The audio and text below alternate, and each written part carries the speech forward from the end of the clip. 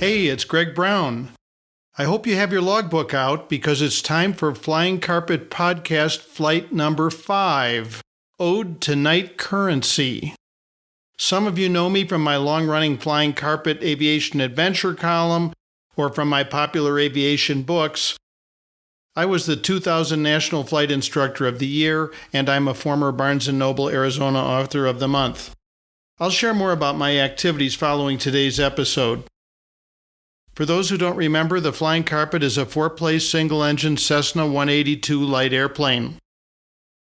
In it, my wife Jean and I have long traveled the North American continent, searching behind clouds for the real America, and experiencing aerial adventures like today's all along the way. See photos from today's episode and learn more at my website, gregbrownflyingcarpet.com, and join me on social media by searching Greg Brown Flying Carpet. Okay, folks, time to crowd aboard the Flying Carpet. Buckle up your seatbelts and prepare for takeoff on Ode to Night Currency. Clear prop.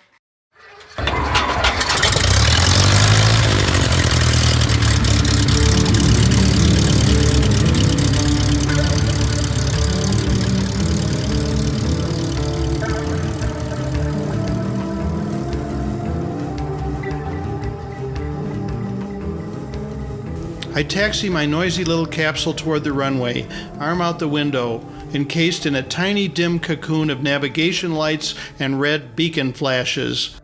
My world feels so small, and the surrounding black universe so big. I'm practicing night landings this evening, and it's a dark one. No matter how trusty your steed, you can't escape feeling vulnerable launching into a moonless night in a dark place like this.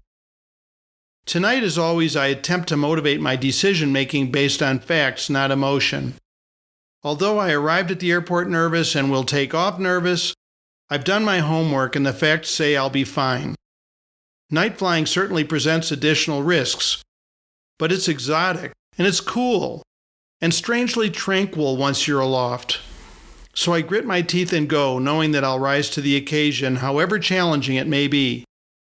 We learn valuable things about ourselves through piloting.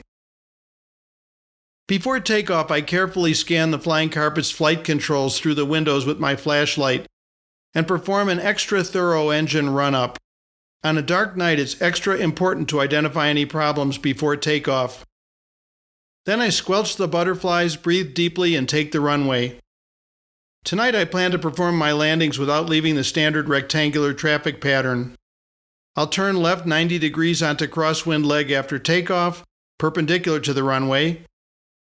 Then make another left onto downwind leg, paralleling the runway opposite my takeoff direction. And then I'll turn left again onto base leg, and from there, turn final approach for landing. Sure, our little city will appear on downwind to base each circuit, but in every other direction will be nothing but black, black, black. Adding to the challenge will be nearby mountains and anemic airplane performance at Flagstaff's 7,000-foot elevation. Instrument flying skills will be required, and I dare not lose situational awareness while I'm up there.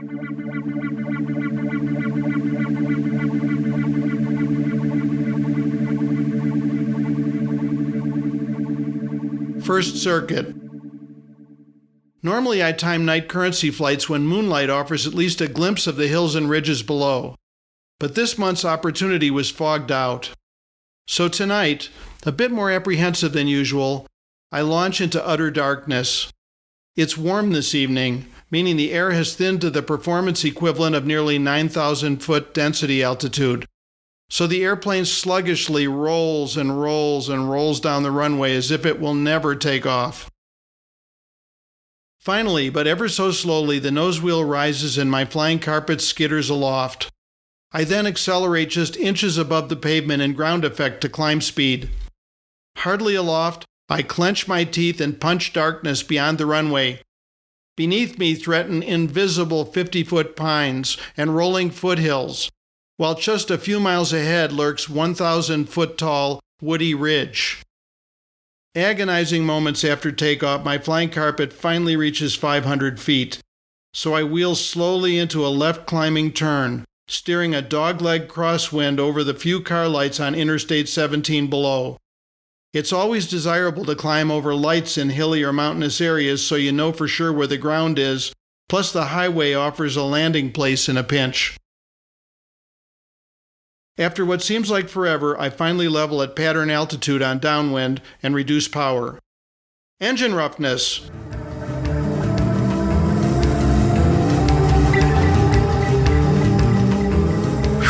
Thankfully, a shot of carburetor heat cures it. Despite clear skies tonight, there must be enough moisture in the air to freeze in the carburetor. I key the mic 5 times to make sure that the pilot-activated runway lights don't abandon me, and I adjust my heading for drift. Now, for a blissful moment, I survey the sparkling lights of town beyond the runway before refocusing for my first landing. You know, the challenges of piloting evolve, but they never go away. Fortunately, the rewards of overcoming those challenges never go away either. Hurtling through blackness and depending on my faithful engine to keep running, I ponder how close to the edge this activity takes me and how thrilling that is in a mostly safe and sane world. Turning base leg to final, I find myself high. I chop power in hopes of touching down early near the runway numbers so there's room to stop and go. But if not, I'll just taxi back to runway's end for the next takeoff. Ugh. Now I'm low and must reapply power. It works, and I stabilize my approach for a firm but acceptable landing. 1 down, 2 to go.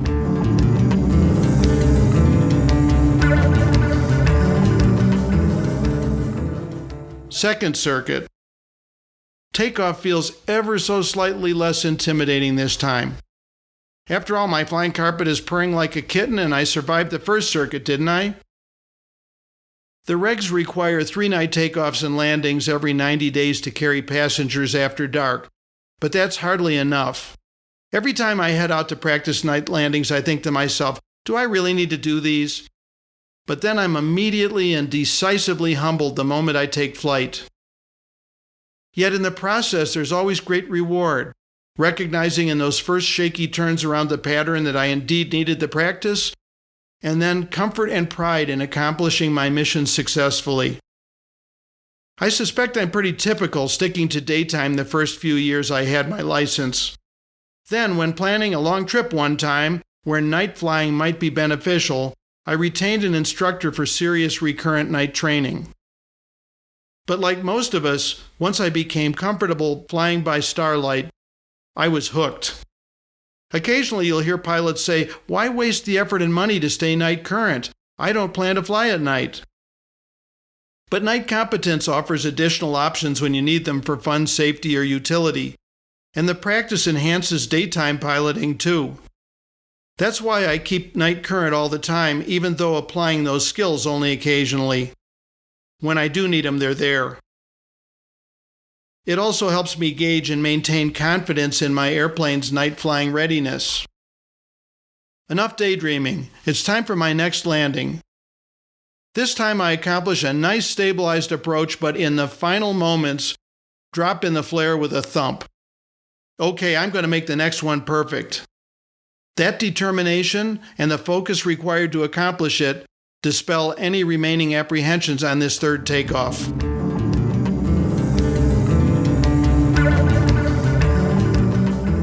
Third circuit. Takeoff and climb out feel nearly normal this time, yielding more time to think. Relaxing a bit, I recall treasured sights from years of orbiting the night pattern. Camaraderie with the moon in all her phases, city lights spread before me like a spilled bowl of stars, and snow-covered ground inverted under black sky by starlight.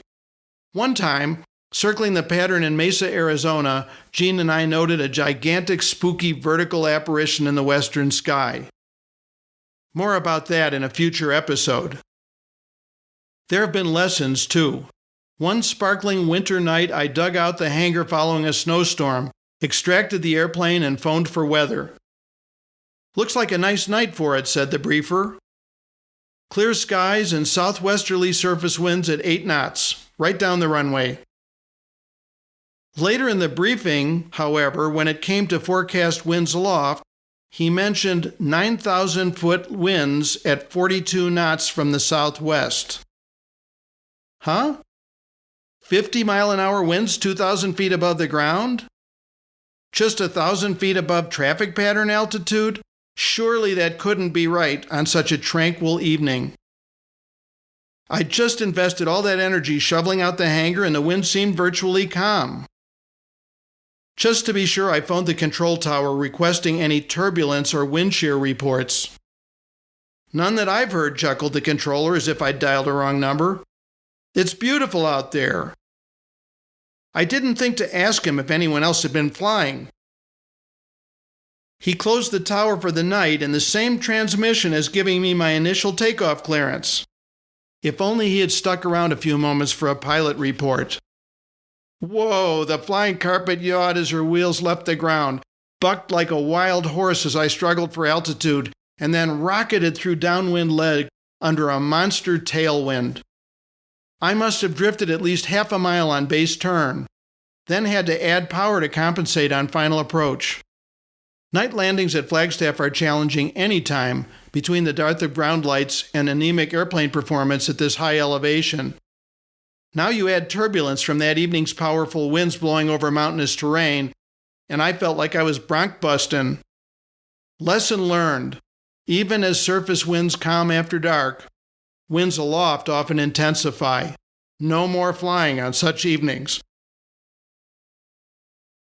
My reverie's broken by a lifeguard King Air reporting inbound with patients from the Navajo Nation, and the tower asks me to turn a right 360 on downwind for spacing.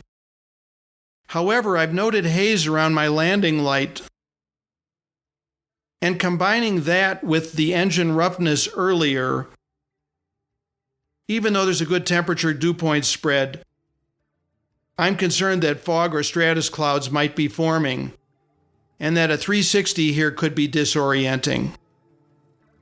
Therefore, I asked to extend my downwind leg instead. Then, after the King Air has landed, I turn a long final over the glistening lights of town and nail my final landing. I rest in the cockpit for a while after shutdown, my heart rate easing in harmony with the tune of instrument gyros winding down, and groove to the thrill of what I've just done. I wonder sometimes whether glass cockpit pilots miss the singing of those gyros. Anyway, even after decades of piloting, night landings remain tough, beautiful, a little scary, and immensely rewarding. What's more, in less than 30 minutes aloft, all those pre-flight fears and apprehensions have been displaced by just a single thought. I can't believe we get to do this.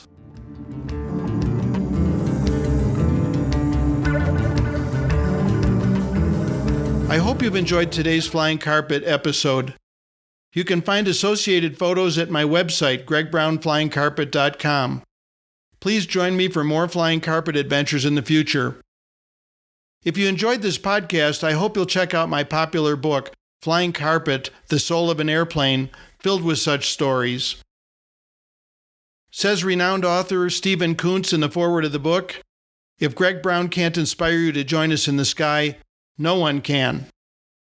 Also at gregbrownflyingcarpet.com, learn about my other popular aviation books, The Savvy Flight Instructor, The Turbine Pilot's Flight Manual, Job Hunting for Pilots, and You Can Fly. There you'll also discover my views from the flying carpet aerial photography, available in fine art metal prints, and my pilot achievement plaques, perfect gifts for celebrating and commemorating yours or your favorite aviator's piloting accomplishments. Finally, I invite you to follow my social media sites, most of which can be found by searching Greg Brown Flying Carpet. Search GB Flying Carpet on Twitter. And consider joining my Student Pilot Pep Talk group on Facebook. Thanks again for joining me on today's cockpit adventure. Music for this podcast is by Hannes Brown. See you next time.